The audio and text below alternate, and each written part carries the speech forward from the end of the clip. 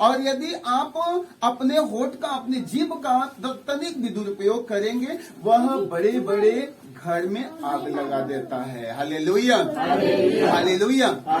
ऐसा हम लोग जानते हैं कि आग को बुझाने के लिए लोग क्या करते हैं, थूक मारते हैं ना। थूक कहाँ से निकलता है, मुंह से निकलता है, जीभ से निकलता है। और यदि घर बहुत अच्छा हो तो चुगलाई भी कहाँ से निकलती है, जीभ से ही निकलेगा। इसलिए हमें अपने जीवा पर अधिकार करने की जरूरत है।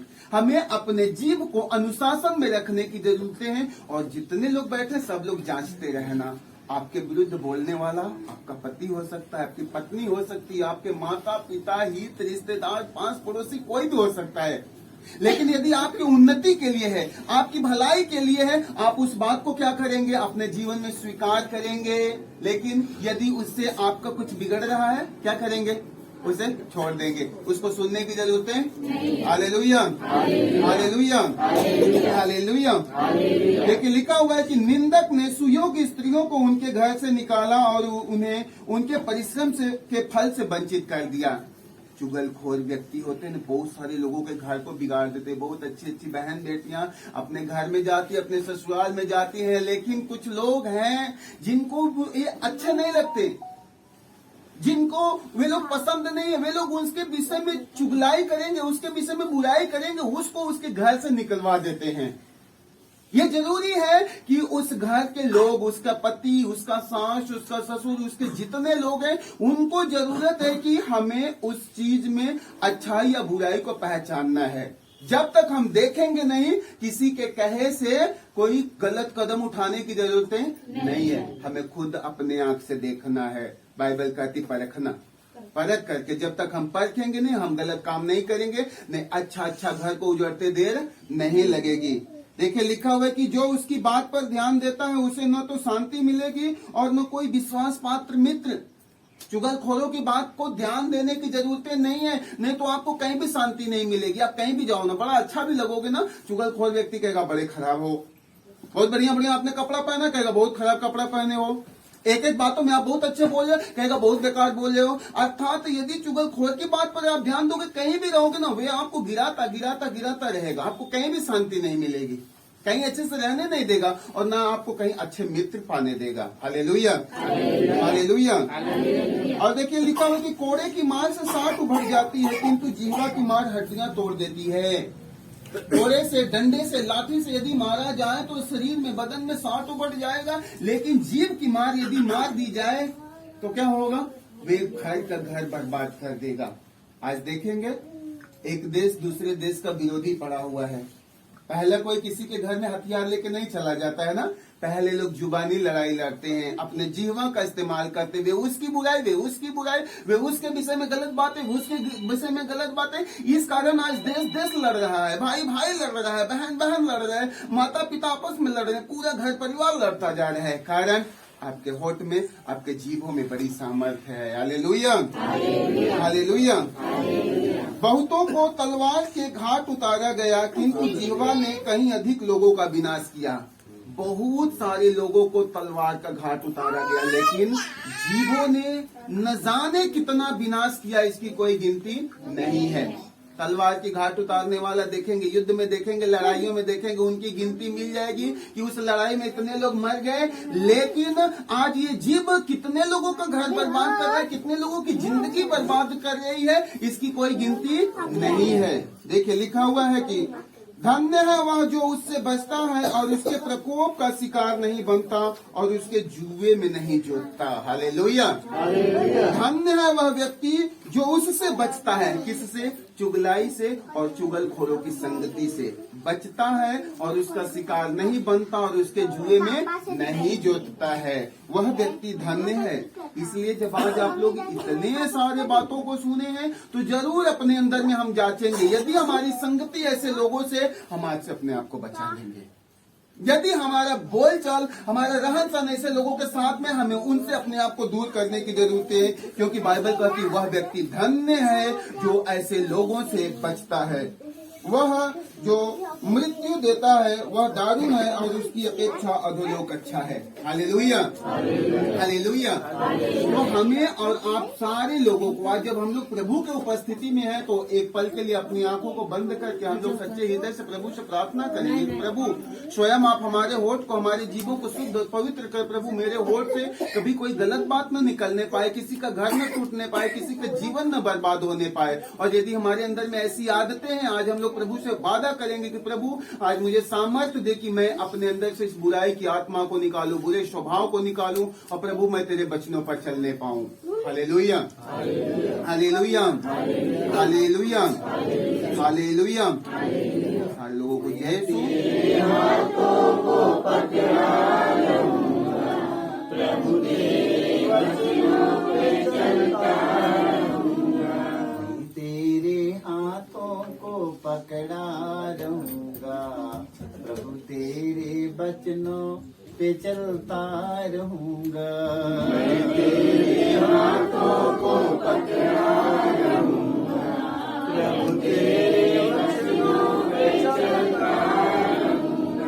तेरे हाथों को पकड़ा रहूंगा, प्रभु तेरे वचनों पे चलता रहूंगा।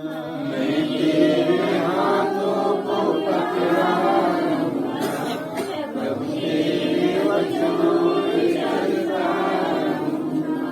Hallelujah, hallelujah, hallelujah. हे प्रभु यीशु, हम आपको धन्यवाद देते हैं, हम आपकी स्तुति करते हैं, आपकी महिमा करते हैं। हे प्रभु यीशु, आप महान हैं, राजाओं का राजा है, प्रभुओं का प्रभु है।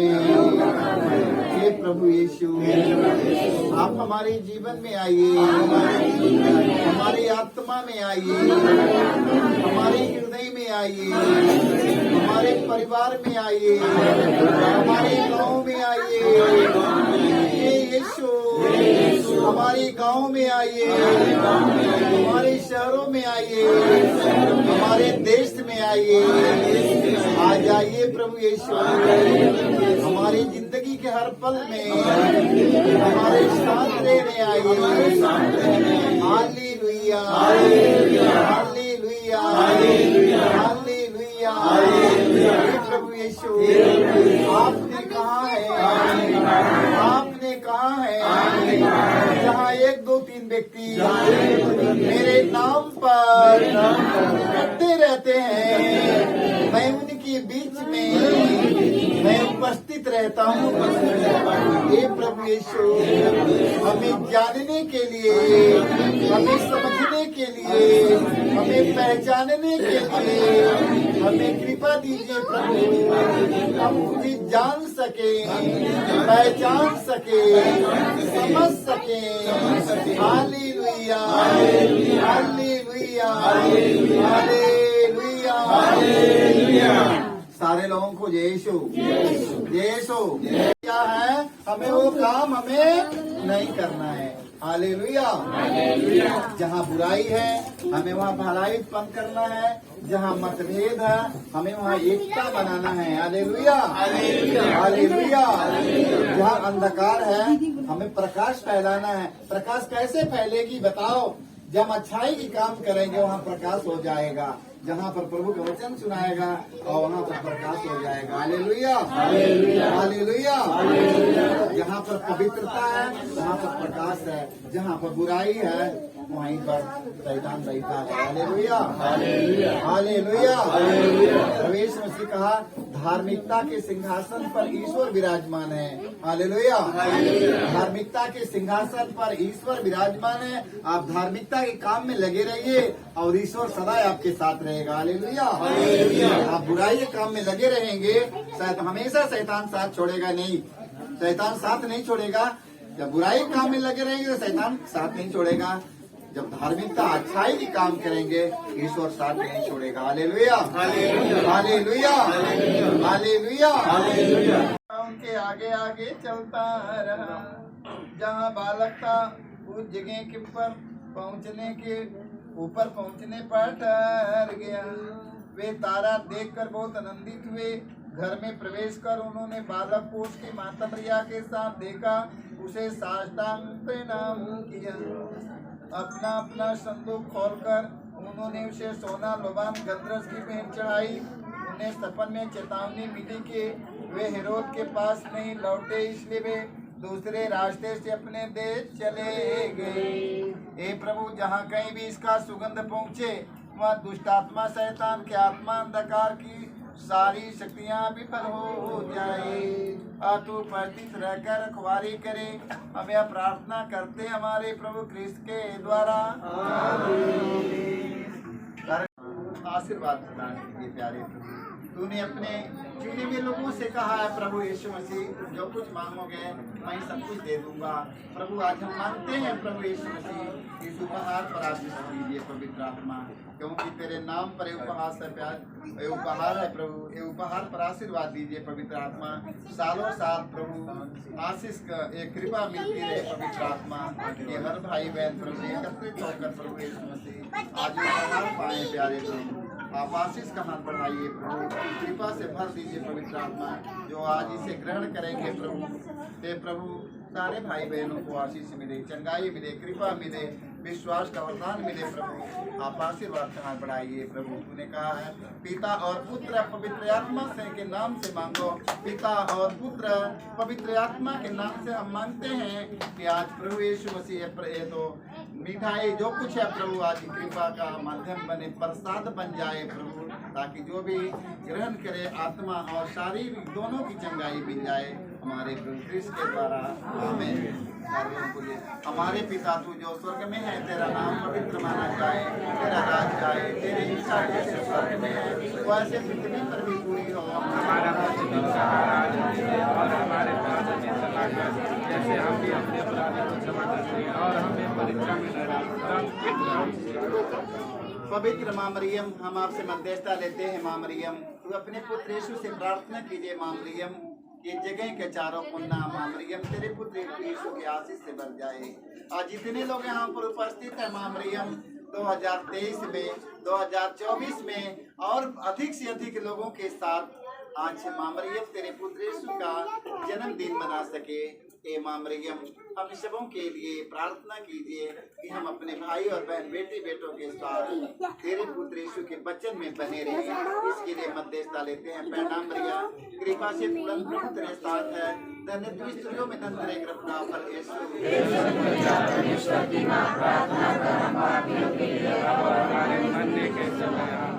पवित्र माँ मरियम, इस साल में बड़े बड़े नगर नगर में, गांव गांव में जाने के लिए हम सबों कृपा मिले। विशेष विशेष इस वर्ष में हम सब माँ मरियम तेरे पुत्र यीशु की महिमा का बखान कर सके, बड़े बड़े चमत्कारों को हम सब एक दूसरों तक पहुंचा सके। इस साल में हमें ही माँ मरियम आपसे मध्यस्थता लेते हैं, तो अपने पुत्र यीशु से प्रार्थना कीजिए माँ मरियम, इस साल में बड़े बड़े चमत्कार होता रहे और आशीष मिलती रहे एक व्यक्ति को। इसके लिए माँ मरियम हम आपसे मध्यस्थता देते हैं। प्रणाम मरिया, कृपा से पूर्ण प्रभु तेरे साथ है, धन स्त्रियों में तेरे गर्भ का फल यीशु।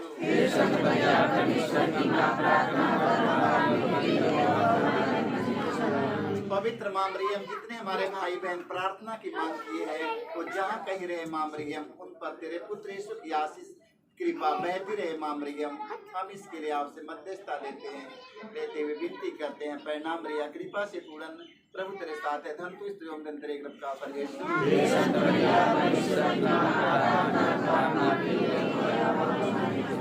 पिता और पुत्र पवित्र आत्मा की बड़ाई हो। जैसे कि आगे में थे और सदा रहेंगे।